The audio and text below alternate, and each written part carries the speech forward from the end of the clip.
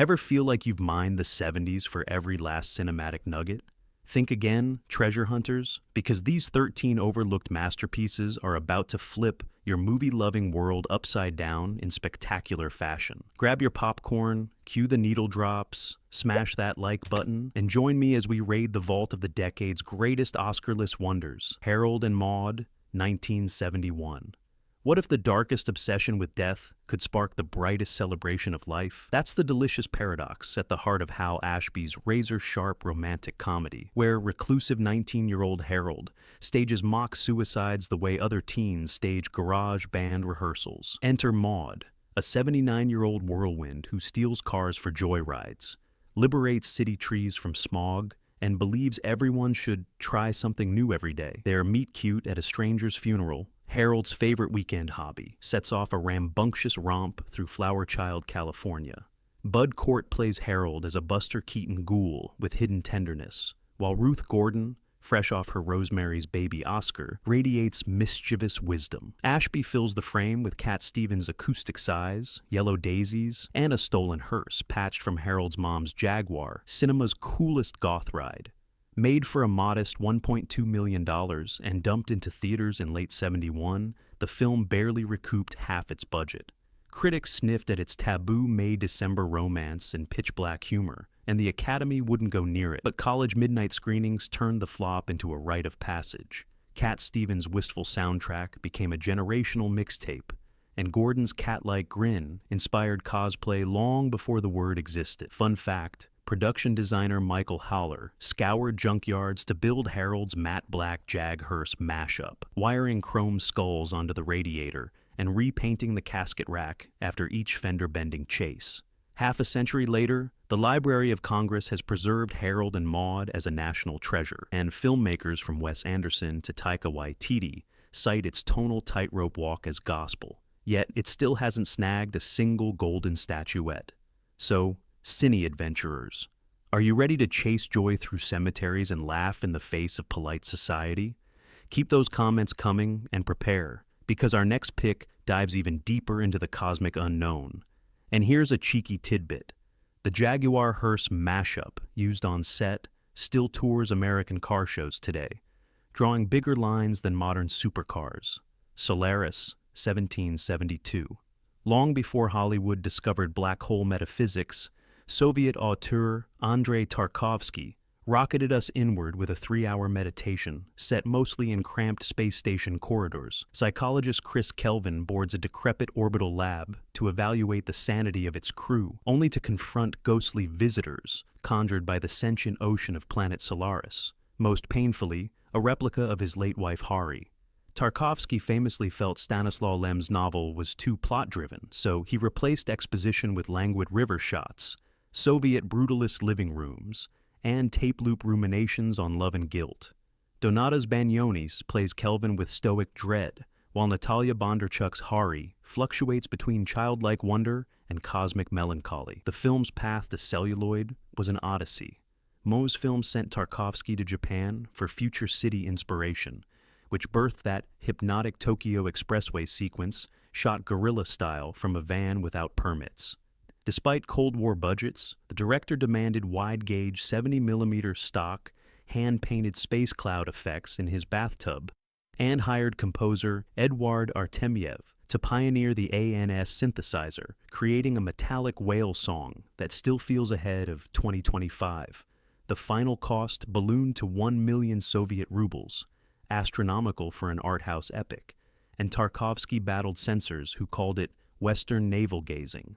Cannes, 72, awarded Solaris the Grand Prix Spécial du Jury. Yet, Oscar voters classified it under foreign language and then ignored it, perhaps daunted by its meditative silences. In the West, reviewers were split. Pauline Kael called it a sci-fi cathedral, while others muttered somnolent. Over decades, directors like Soderbergh, Cuarón, and Villeneuve have stolen its DNA for their own cosmic ruminations. Blu-ray restorations reveal suspended water droplets that appear to defy gravity. Actually, vodka-sprayed ping-pong balls on fishing line, a Tarkovsky home lab trick. Feeling weightless yet? Buckle that metaphorical seatbelt, smash subscribe, and prepare to plummet from cosmic isolation into a folk horror inferno. Our next film lights the wicker effigy ablaze.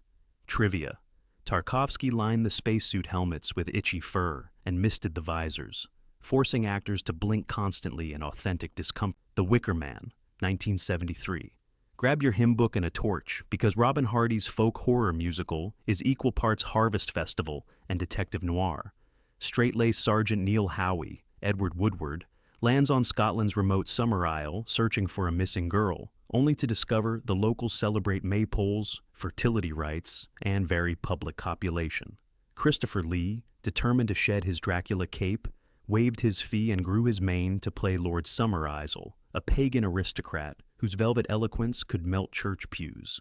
Anthony Schaffer's screenplay weaves Celtic ritual, schoolgirl chants, and bawdy in-songs into a detective yarn where the clue trail smells of apple blossoms and human sacrifice. Shot on a budget under £500,000, production squeezed every penny. The crew used real villagers as extras, borrowed a crumbling harbor set from an insurance commercial, and dyed the trees using spray paint to fake springtime because they filmed in frigid October. Composer Paul Giovanni wrote folk ballads like Willow's Song, performed on set to live lutes, providing eerily infectious diegetic music. When Studio British Lion changed ownership, new execs slashed 20 minutes and paired the movie with Don't Look Now on a double bill, burying it alive.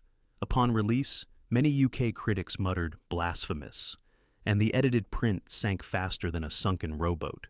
But American universities, hungry for counterculture curios, booked 16mm reels in midnight slots, and word of mouth kindled a cult big enough to burn a giant effigy. Today, the uncut negative is still missing. Rescued work prints had to be baked in an oven to remove moisture before scanning. Director Ari Aster calls it the Mount Olympus of folk horror. Iron Maiden sampled dialogue in concert intros, and the final shock still makes audiences gasp like lit torches found indoors. Ready to dance around the maypole, friends? Hit that like, because our cinematic pilgrimage now storms into New York's neon gutters, where Scorsese's saints and sinners duke it out under blood-red lights. Mean Streets, 1973. Long before Goodfellas diced garlic with a razor, Martin Scorsese's breakout feature fused Catholic guilt, rock and roll swagger, and curbside violence into a kinetic street aria. Charlie, Harvey Keitel, yearns to climb his uncle's mafia ladder while shouldering penance for every venial sin. Johnny Boy, Robert De Niro, owes money all over Little Italy, yet swaggers like fireworks in a church pew. Scorsese, lugging a handheld 16mm Eclair camera, filmed in dingy bars he frequented as a kid, staging fights between locals who happily reenacted neighborhood grudges. The result is cinema that smells of marinara, sweat, and smoldering guilt. The production budget, $500,000 scraped together by Warner Brothers after Roger Corman passed, barely covered film stock. Scorsese spent $7,500 licensing 2 Rolling Stones songs, blowing a tenth of the music budget on Jumpin' Jack Flash alone. He blasted it on set so De Niro could move in rhythm, then re-recorded dialogue with ADR. Cinematographer Kent Wakeford mounted the camera on half-broken roller skates for drunken POV shots, because a Steadicam hadn't been invented yet. Most extras were actual neighborhood toughs paid in beer, and one bar fight ended with a lens cracked, but Scorsese kept the take. Premiering at the 1973 New York Film Festival, Mean Streets drew thunderous applause and a standing ovation from Pauline Kael, who proclaimed Scorsese a street corner D.W. Griffith. Yet Academy voters balked at its profanity and handheld grit, awarding 0 nominations. Today, Quentin Tarantino screens it for new employees at his video store turned cinema tech. Barry Jenkins cites its color palette when teaching film workshops. Even its barroom red lighting remains a meme among cinematographers, who dub it Scorsese sauce. Craving more urban turbulence? Hit subscribe, because the prairies are calling. Malik's dreamy outlaw lovers await in our next hypnotic gem. Trivia you can drop at your next film buff brunch. Scorsese's mother, Catherine, cooked the on-screen spaghetti herself, then improvised the now iconic admonition: "You don't talk against Charlie, he's family." while the camera kept rolling, cementing her place in movie mom eternity, all for the price of 3 grocery bags. Badlands, 1973. If poetry could pick up a rifle, it would look like Terrence Malick's debut, a Prairie Road movie drenched in sunset pinks and funeral smoke. Kit Carruthers, Martin Sheen, a trash picker channeling James Dean, romance's naive high schooler, Holly, Sissy Spacek, before dragging her on a killing spree across 1950s South Dakota and Montana. Malick, a former philosophy scholar, penned the voiceover in Holly's disarmingly flat diary tone, making the carnage feel like after-school gossip.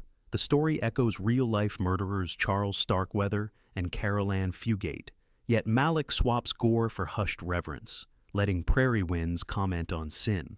Filmed for an absurdly low $300,000 culled from industrial investors, Badlands turned desolation into production value.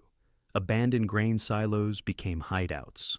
Oil field flares painted night skies, and a flaming tower built with thrift store lumber created the film's eerie orange inferno. Malick sacked his entire art department midway, opting to personally scatter blood capsules and leaves for each tableau. Editor Billy Weber recalls Malick driving a station wagon full of developed reels back to Plymouth Rock Studios because FedEx felt too impersonal. Premiering at the 1973 New York Film Festival, the film stunned critics but disappeared quickly, overshadowed by flashier studio fare. Oscar buzz never materialized, yet its influence is vast. Quentin Tarantino lifted whole lyrical exchanges for True Romance. Bruce Springsteen named 2 songs after it. Even Pixar's Wall-E borrows Carl Orff's Gassenhauer, the recurring marimba theme. Restoration reveals hidden details like flitting moths that Malick allegedly released to witness the tragedy. Still With Me, Wanderers, smash that. Because our next wiretapped thriller crawls deep into America's surveillance state, Coppola is about to tune in on your secrets. Bonus nugget. Producers originally wanted Sheen to wear a leather jacket, but Malick insisted on a faded denim shirt to visually dissolve him into the dusty plains, so Sheen slept in it for a week to achieve authentic grime. Wardrobe later shellacked it with improvised mosquito repellent spray. The Conversation, 1974. Between Corleone family epics, Francis Ford Coppola shrank his canvas to one haunted man, crafting a thriller where silence is the loudest scream. Gene Hackman's Harry Call, a trenchcoat surveillance wizard, believes in 2 things: staying anonymous and never getting involved. When a routine wiretap of a young couple yields a cryptic phrase, "He'd kill us if he got the chance," Harry's moral firewall short-circuits, plunging him into a spiral of sax solos, shredded tape, and Catholic guilt. The opening long lens shot over San Francisco's Union Square is a voyeuristic ballet, reminding you somebody is always listening. Coppola shot on Union Square using 12 hidden mics and telephoto lenses, capturing real pedestrians who never knew they were extras. Walter Murch's groundbreaking sound design layers multiple takes at varying distances, creating a sonic Rubik's Cube that the film gradually solves. Budgeted at $1.6 million, it spent more money on audio post-production than camera equipment. To achieve Hackman's isolated flat, the art team built a steel cage inside a warehouse, purposely amplifying echoes that tighten around Harry's paranoia like a vice. Premiering at Cannes, '74, The Conversation walked off with the Palme d'Or, yet at the Oscars, it lost Best Picture to Coppola's own Godfather, Part 2. Amazingly, Hackman wasn't even nominated. In 1975, when news broke that President Nixon's plumbers had bugged political rivals, journalists dubbed the scandal "right out of Harry Call." Modern directors, from David Fincher to Chloe Zhao, praise its restraint, and sound editors still study Murch's manipulation of hiss. Recent 4K restorations reveal eggshell blue grain that makes you feel trapped in magnetic tape. Signal still crystal clear? If you're loving this paranoid groove, stay tuned. Our next pick barrels down iron rails with hijackers numbering 1, 2, 3, and every seat is taken. Trivia: Hackman kept the clear plastic raincoat after rapping and occasionally wore it around Los Angeles. One startled autograph seeker called it the most menacing slicker in movie history. It now hangs framed in Coppola's Napa office. The Taking of Pelham, 123, 1974. Can a subway train hostage crisis crackle with more one-liners than dynamite? Director Joseph Sargent proves it, orchestrating a kinetic chess match under Manhattan streets as four color-coded hijackers seize the six-line Pelham train. Robert Shaw's icy Mr. Blue demands $1 million within an hour. Walter Matthau's transit police lieutenant, Garber, rocking a rumpled raincoat and nasal Bronx twang, must outwit him while city bureaucracy stalls like a rusty turnstile. Screenwriter Peter Stone adapts John Godey's novel with sardonic relish, turning municipal chaos into stand-up routine timing. The film's guerrilla realism stemmed from months of negotiation with the MTA, which feared inspiring copycats. Crews filmed during 1 a.m. downtimes, escorted by armed transit cops. David Shire composed a jagged 12-tone funk theme, intentionally excluding a tonal center so the brass hits feel like screeching brakes. Budgeted at $4.3 million, the production spent $250,000 just on overtime for train operators. Sargent peppered the background with actual subway dispatchers, whose deadpan deliveries make Garber's sarcasm pop like gum under a seat. Upon release, critics praised its sardonic humor and authentic grime, but December competition from the towering Inferno scorched any Oscar momentum. Nevertheless, Quentin Tarantino named his Reservoir Dogs criminals after the Pelham color aliases. Spike Lee sampled its countdown clock for Inside Man. Fun tidbit. After a real subway hijacking attempt in 1976, reporters asked the would-be perpetrator if he'd seen the movie. He replied, "Twice, but I thought they could do better." The MTA temporarily halted assigning 6 trains leaving Pelham at 1:23 p.m. to avoid déjà vu panic. Enjoying the ride? Smash that like because we're about to gallop across moors with knights who say, Monty Python and the Holy Grail, 1975. Bring out your cinematic dead and polish those coconuts, because this anarchic quest turns medieval legend into a carnival of absurdity. Graham Chapman's King Arthur, perpetually underfunded, clops across fog-swept moors accompanied only by Patsy's coconut clacks, searching for a grail no one quite defines. Directors Terry Gilliam and Terry Jones attack the mythos with cartoon cutaways, killer rabbits, and a black knight who refuses to yield even as limbs fly. Shot for £229,575, raised in part by Led Zeppelin, Pink Floyd, and Jethro Tull profits, the production couldn't afford horses, birthing the coconut gag that launched a million cosplay routines. The crew quickly discovered Scotland's castles charge filming fees per room, so they shot the entire movie in 2 drafty strongholds, redecorating each hallway for different kingdoms. Costumes were literally dyed in hotel bathtubs overnight. Cinematographer Terry Bedford used fog machines and ND filters to hide patchy sets, inadvertently creating the film's overcast, storybook palette. When an outbreak of foot rot sidelined extras, the comedians stuffed chainmail coifs with rabbit fur for insulation, and ran anyway. Critics initially dismissed Holy Grail as too British, but American midnight shows spawned fans who recited scenes in unison, transforming the screenplay into group karaoke before Rocky Horror made it cool. Oscars, not a sniff. Yet today, film professors screen the Knights Who Say Knee sequence to teach comedic timing. George Lucas once mailed the troupe a lightsaber prop, in thanks for inspiring his Castle Drawbridge gag. Fun fact, the team's original ending involved a modern-day gas explosion, scrapped for budget reasons but repurposed as a police raid that smashes the fourth wall. Ready to cross the bridge of death? Comment knee below and keep that sub button glowing, because Friedkin's Jungle Nightmare is revving its nitroglycerin engines just ahead.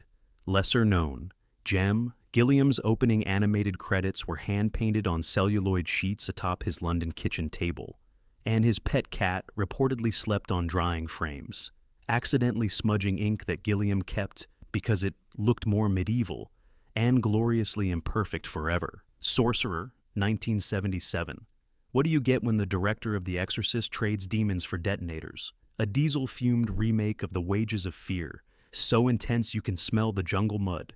William Friedkin drops 4 desperate criminals, Roy Scheider, Bruno Kramer, Francisco Rabal, and Amadou, into a nameless Central American backwater, bribing them to haul unstable nitroglycerin across 200 miles of hostile rainforest in two beat-up trucks, christened Lazaro and Sorcerer. Every pothole could vaporize them. Every rebel roadblock could perforate them. Rain falls like steel pins. Friedkin scouted over a dozen countries before settling on the Dominican Republic and Veracruz, where record rainfall turned sets into swamps, ballooning the budget from $12 million to $22 million. The infamous suspension bridge scene used a custom hydraulic rig over an actual flooded river. Crew members nearly drowned when the platform slipped. Friedkin insisted on real dynamite for bridge explosions, ignoring studio pleas for miniatures. Tangerine Dream's synth score, recorded in a German church, pulses like mosquito wings against your temples. Released June 24, 1977. 1 month after Star Wars, the film was trampled at the box office, grossing a paltry $9 million. Oscar nominations? 0. Yet modern critics hail it as Friedkin's masterpiece. Christopher Nolan screens it privately for DP Hoyt van Hoytema before every new project.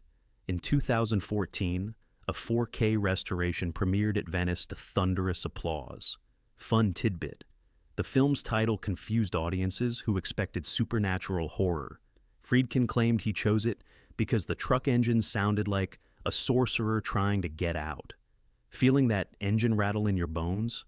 Buckle up, because Lynch's industrial nightmare is next, and the baby's cry still echoes through midnight theaters. Bonus trivia: Friedkin hired local guerrilla fighters as armed security, then cast some of them as rebels. Legend says a catering dispute led to a blank round shootout that delayed filming, yet somehow never made the insurance reports.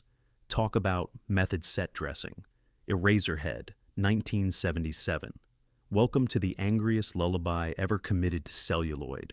David Lynch's debut combines industrial drone, pitch-black humor, and parental anxiety into a nightmare scraped from the collective unconscious. Jack Nance's Henry Spencer, sporting gravity-defying hair and a too-tight suit, navigates a smog-choked wasteland, his date's family dinner of mutant chickens, and, most memorably, his screeching swaddled offspring, whose anatomy defies explanation.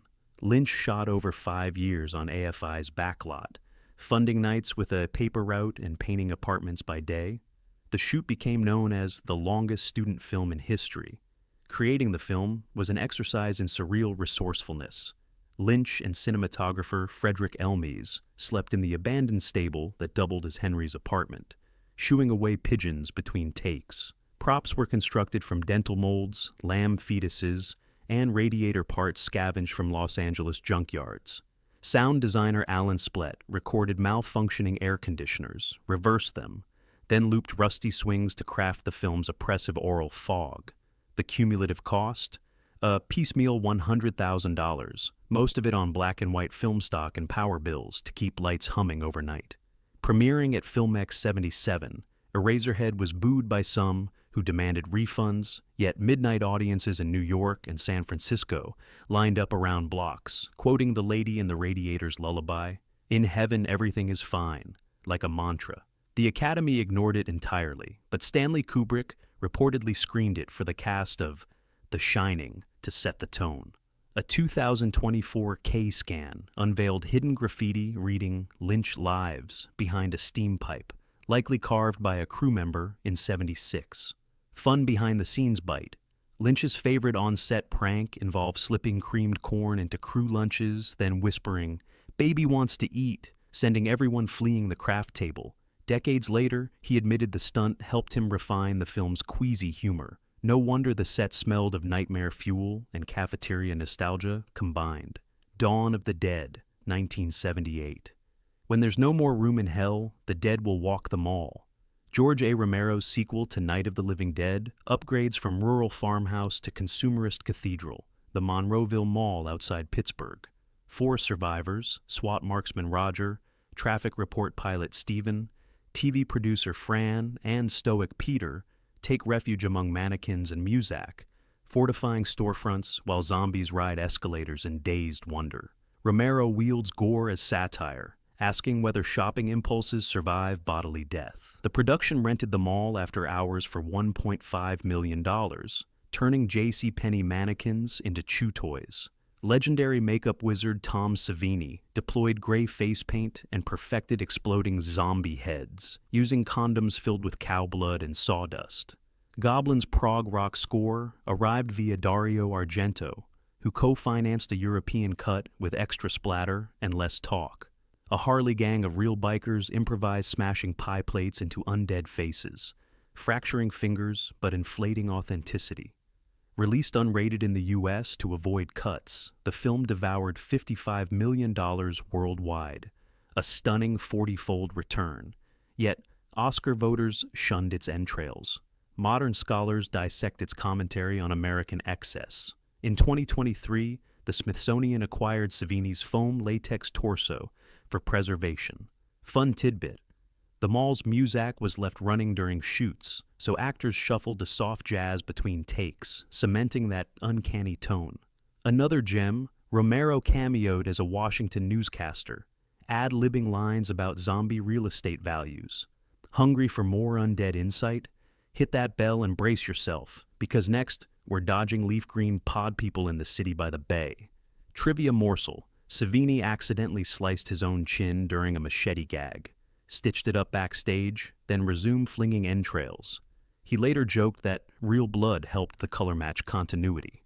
Invasion of the Body Snatchers, 1978.